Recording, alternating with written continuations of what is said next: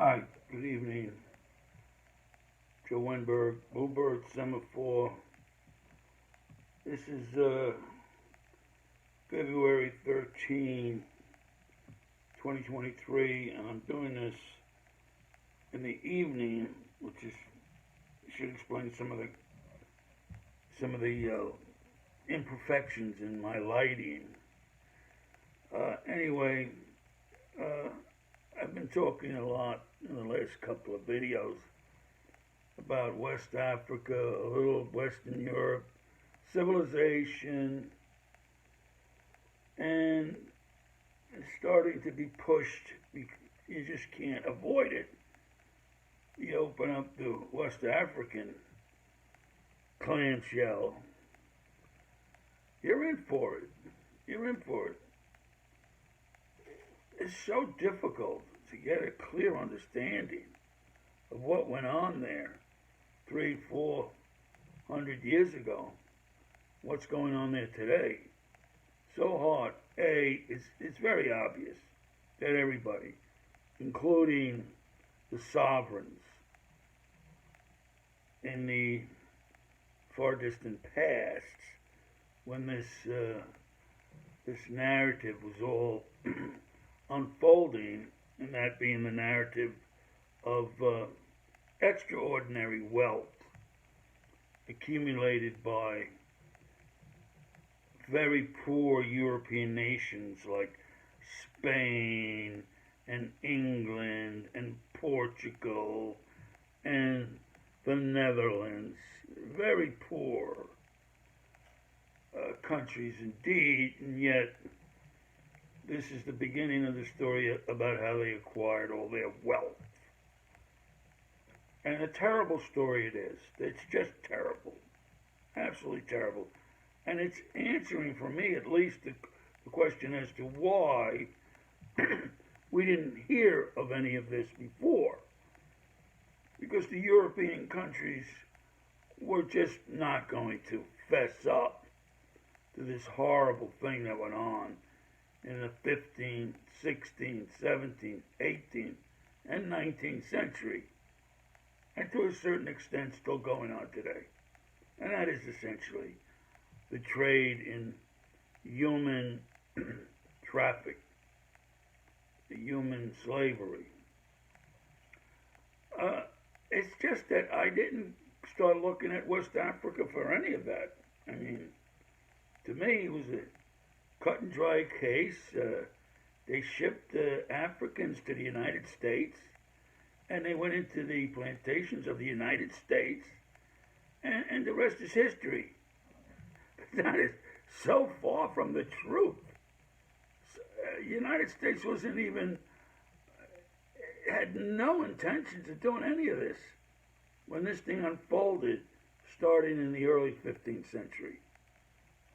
No, it was all Portugal, and then the rest of the folks came trying to get their piece of the action. The Spanish, the Dutch, the French, and then the English.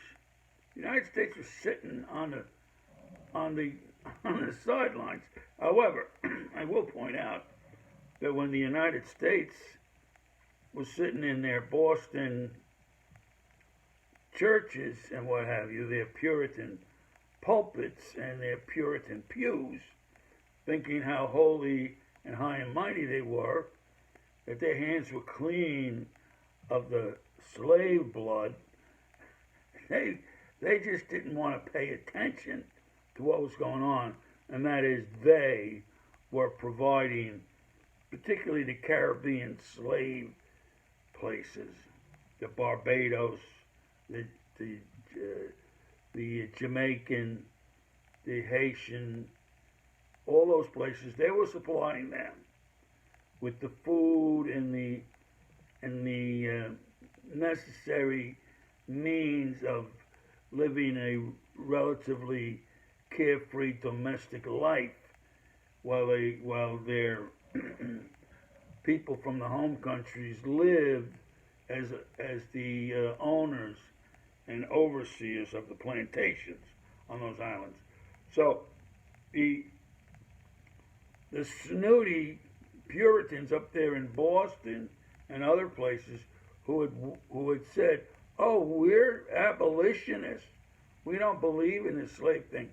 Well, they made all their money on what the profits people down in the Caribbean were making, and they would buy from the New England merchants all their fancy dancy stuff, china, silverware, silks, spices.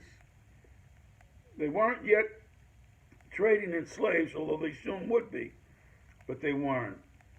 So we can't let even the United States off the hook here on the terrible, terrible, terrible human tragedy of slavery that grew in leaps and bounds, starting from around 1470, even before Columbus got here. They were doing slaves internally.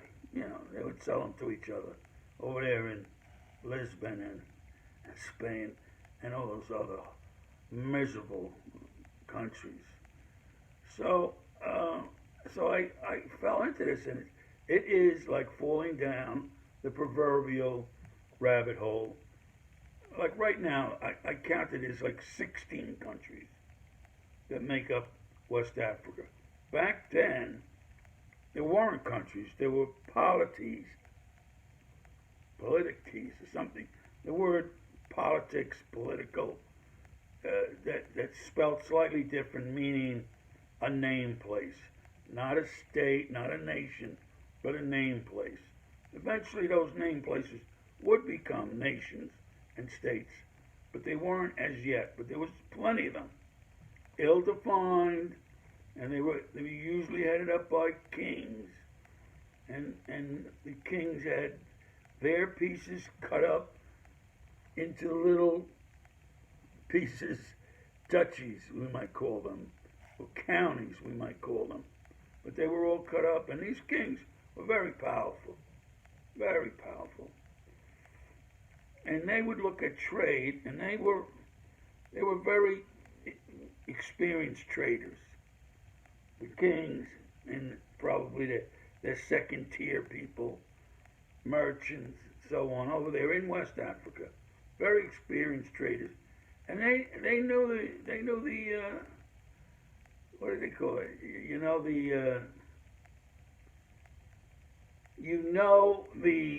This is an expression. You know the game, something like that. That it basically is like a 3-4 spot gyration where the goods go from one to another, in a cyclic fashion. This guy brings his wood over to that guy who gives him silk, and then he brings it to somebody else who gives him silver, brings it over to somebody else who gives him spices. And each one of those spots tries to take a profit. Okay? They try to get more out of what they're buying, what they're selling, than what it cost them to buy something. And that was going on quite a lot. At one point, and this is the major point of the narrative, that at one point, the biggest possible gain was going to be made by trafficking in humans. Humans were the hot commodity of the day. And this is what I found myself engulfed in. And let me tell you, I don't want to be engulfed in this. It's a hideous, heinous story. Heinous. The numbers are astronomical. Millions dead. Horrible. That's what the Caribbean, that's what the Brazil, that's what the African, Iberian Peninsula, all of this, that's their legacy. That's the story that they never told. Okay? It came down to Slavery equals United States of America. End of story. That's what it came down to. And that is so far from the truth. Don't make me want to, you know what. Anyway, I'm not letting the United States off the hook here. What they did was terrible. Their slave plantations were terrible. People died by the tens of thousands, no doubt. But not even close to what was going on in these other places that I mentioned. The Caribbean, Brazil, the West Africa, and places like Madeira, Canary Islands, not as much, but back in old Iberia as well. Just terrible. And we're not even starting to talk about what happened in the East. I mean, I've talked about that, but while I was not so immensely aware of the major tragedy in the Atlantic slave trade, the Atlantic trade arrangements. Horrid. And I tried to make a case for trying to learn more about how sugar cane was produced. And I learned a little bit, but I didn't learn enough to even want to talk much about it. But it was it was the cash crop of all times. Now that being said, by looking into this, I determined the source, origin, land of tobacco, which was in Amazonia. So the Amazon Indians were growing the tobacco, and that was taken and planted in other lands. I think in small quantities it was probably planted in Brazil and in the Caribbean, but at some time it got up into the countries of the states of the United States, like Carolina, Virginia, Maryland. They started growing tobacco, and it was a big hit for them. And that's when they had to open up the doors to the African slaves, that and rice. And then fast on the heels of all of that, even on the East Coast, cotton. But their methods of growing these crops would destroy the fertility really quickly. And the next thing they had to do is they had to go find another place to do their cotton. And that was when it moved out into the Mississippi Delta. And what I'm told and from what I read, they just marched the African slaves, that 1,000 or plus miles from the East Coast over to the Mississippi Delta to grow their cotton. Just one fact, at one point, the year the Civil War was started, the United States produced and marketed 2 billion tons of cotton. And that the work of doing all of that, the planting, the harvesting, the getting it onto wharves, getting it onto ships to be shipped out, it was all done by African slaves. Now, the picture that I see is one of a hellish economy, a hellish organization of people living off of other people and not giving a hoot as to what they were doing. You had to, if you were today's person, if you were a person of today and you went back there, you'd have to think you died and you woke up in hell. No matter where you wound up in that society of that day. It had to be hell. And so I cannot any longer look back and see a wonderful place called what are they? Oh, the antebellum South.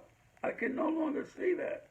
All I see is this horrible thing with people denying the fact that they are executioners, grand executioners.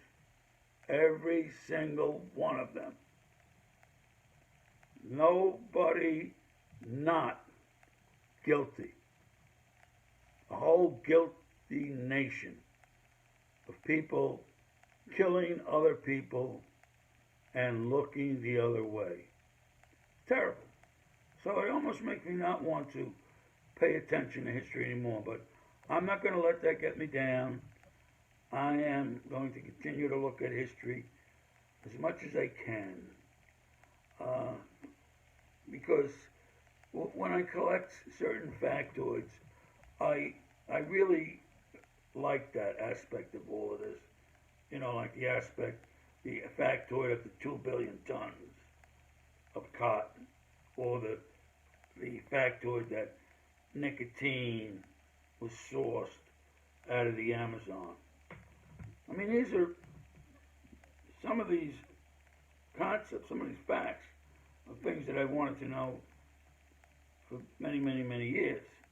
And I'm just stumbling on them now because, in this case, I've been rambling on about West Africa. And I'm going to ramble on more about West Africa. And as I said in previous videotapes, I have a novel that will be deeply invested with West African fiction. It will be all fiction. But I am going to do that.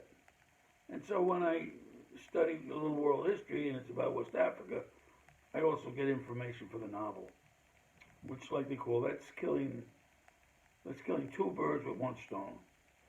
So that being said, I was so pressed this evening to have to say something about the almost impossibility of getting a toehold into West Africa. You know, the Portuguese being the big guys, even though they were a tiny nation, they were the big guys there. They controlled the trading of gold. They more or less came up with good ideas how to use the slaves in the sugarcane industry, which many folks claim to be a original step into the industrial age with assembly line production, sugarcane. And what a plant that is. A marvelous plant, capable of all sorts of benefits for mankind.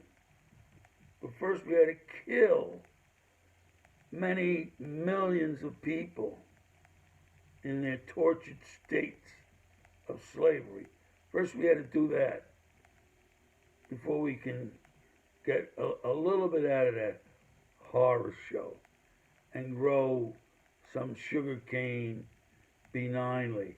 But you have to remember that however you grow it, it has serious ecological impacts on the areas where it's grown in. Serious. As do all of these big cash crops, tobacco, cotton.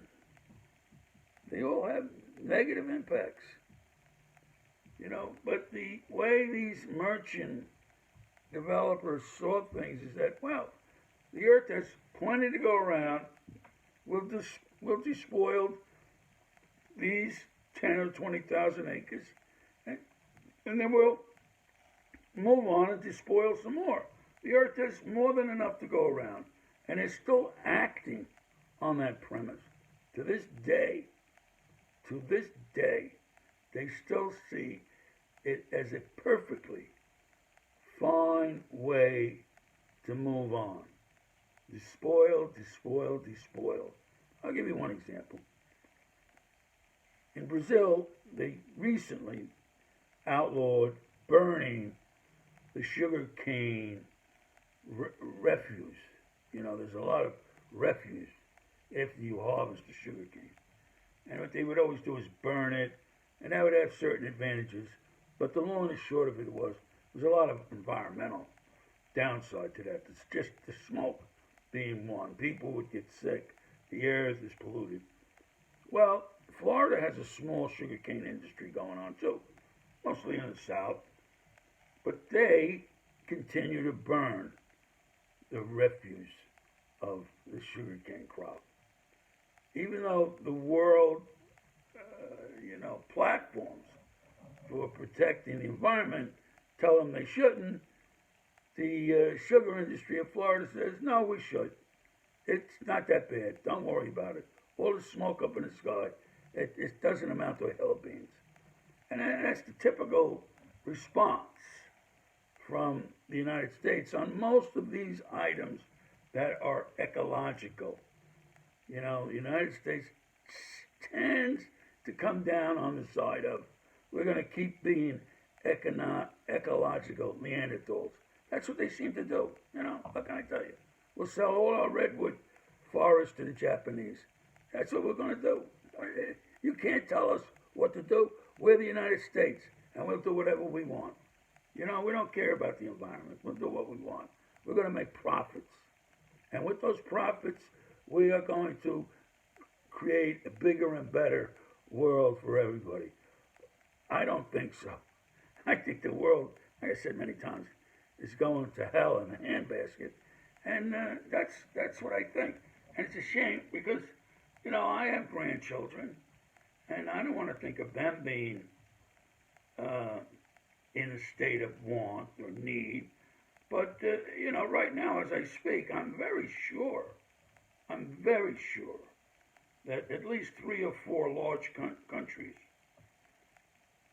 have us in their sights, and they're about ready to pull the trigger. I'm pretty sure of that. You know, the last thing that's going on now with the tremendous increase of prices at the retail level here in the USA is a result of that. They got the trigger on us, and they told the guys in Washington, you better do some wage and price controls, okay? And I want to see that price at the retail double and triple, okay? And I want to see that increase in money coming into our coffers right now.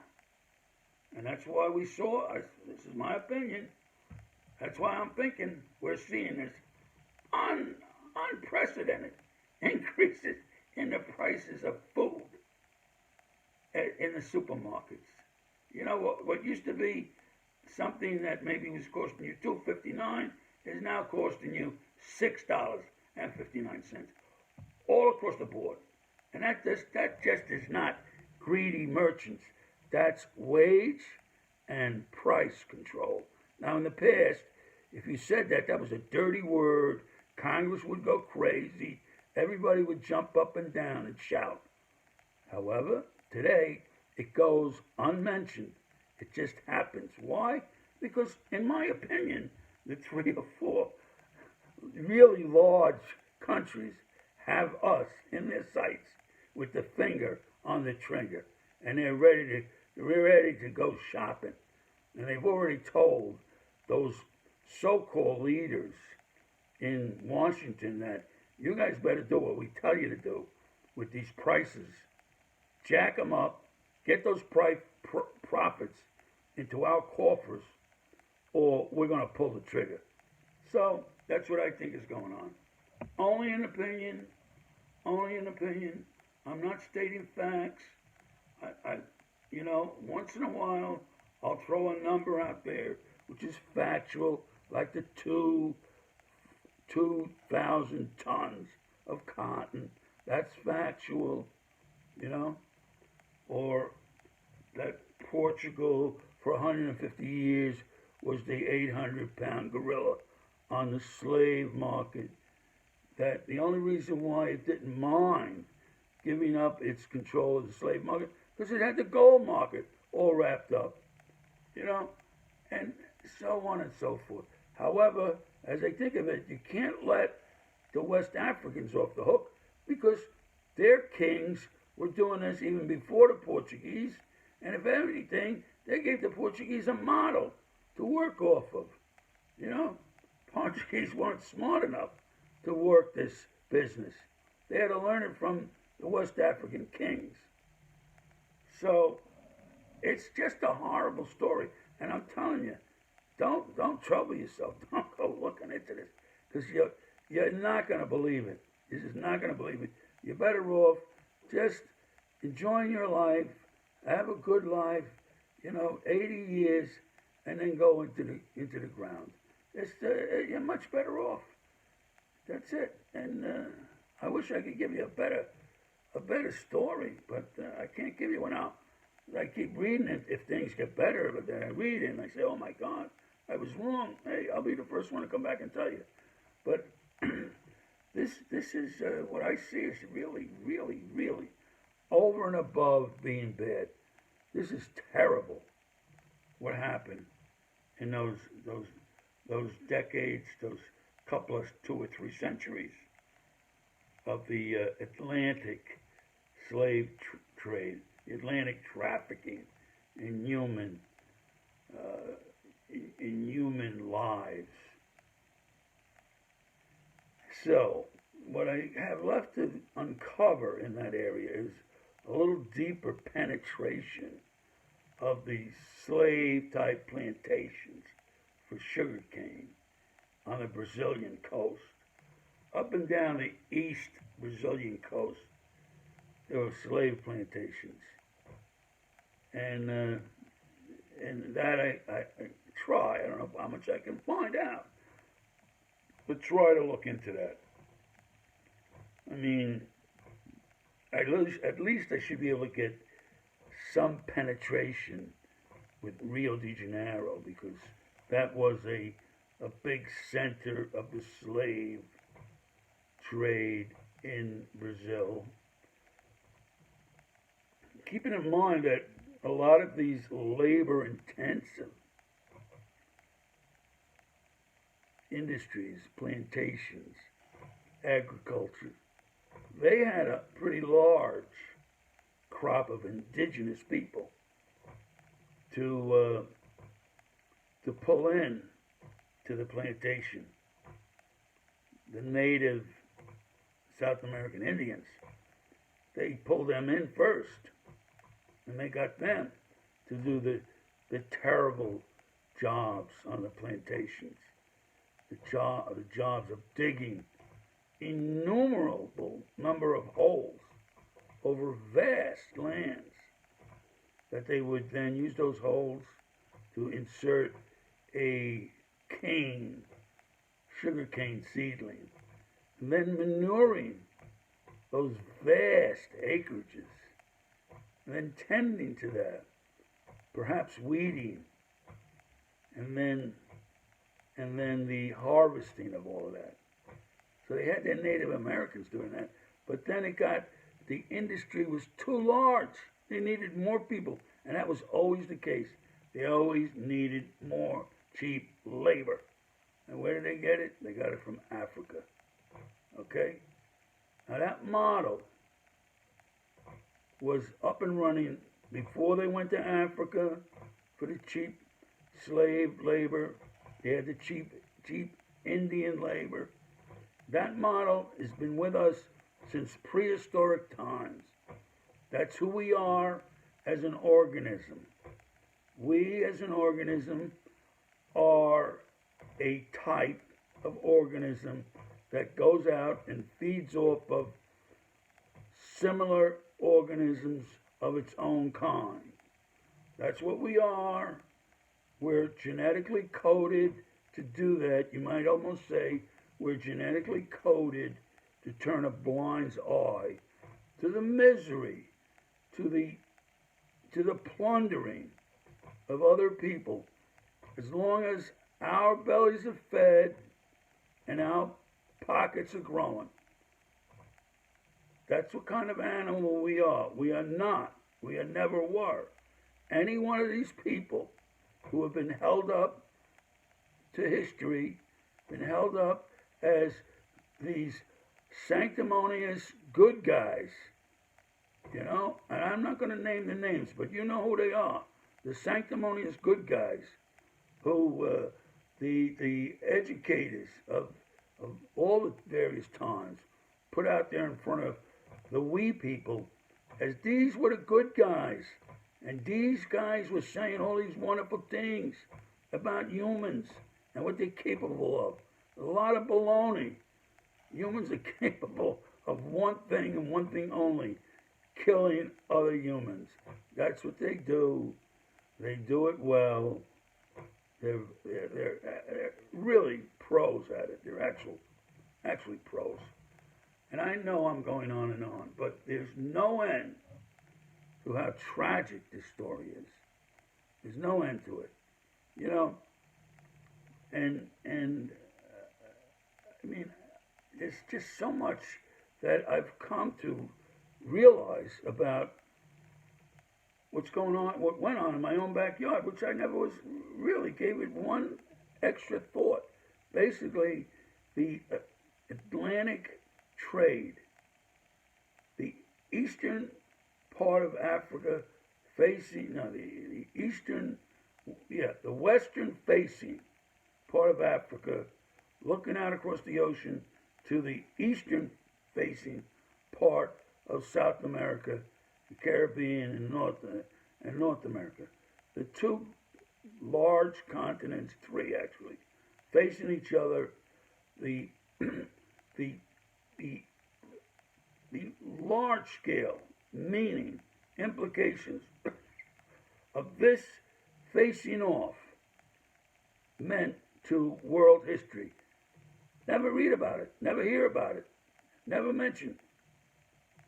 You know, and now I know why. Because in Lisbon, in Amsterdam, in Brussels, in Cartagena, in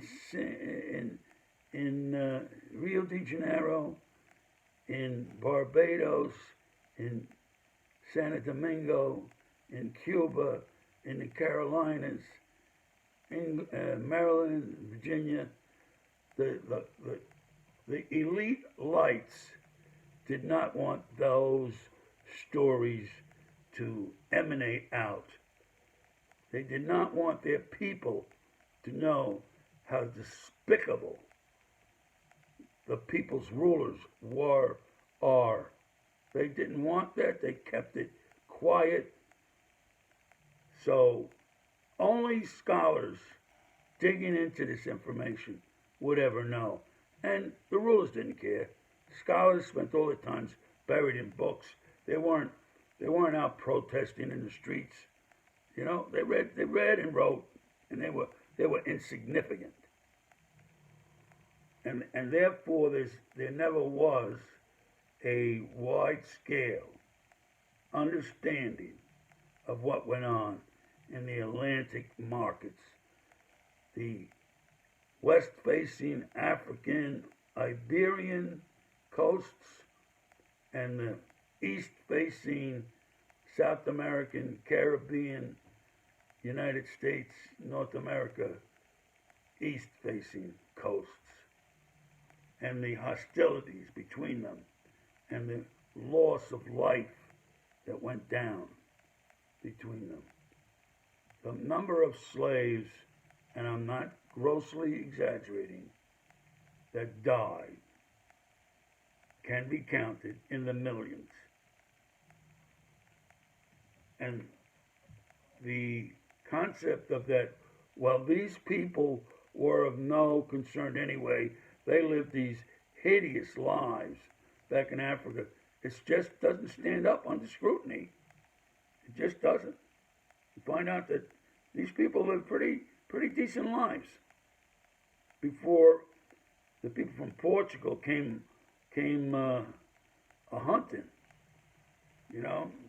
And it wasn't the Portuguese themselves, it was the kings that they had made deals with, the West African kings. that they had made deals with. Now, I don't mean to imply here that the Europeans are off the hook because the native kings themselves were vastly dishonorable in how they dealt with their own people. Not letting those folks off the hook. But I'm not going to let the Europeans off the hook. They were all in cahoots. They all did terrible things. And they all need to be defamed and to be denigrated throughout the remaining history of the world. There should never be a time when we could ever step up and say, oh, what wonderful people, these Portuguese.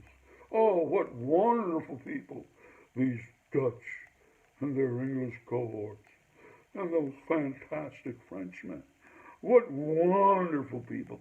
No, they were all hideous. They're hideous today, and they'll be hideous forever. There's no changing that. It's genetically coded. I'll talk to you next time. Bye.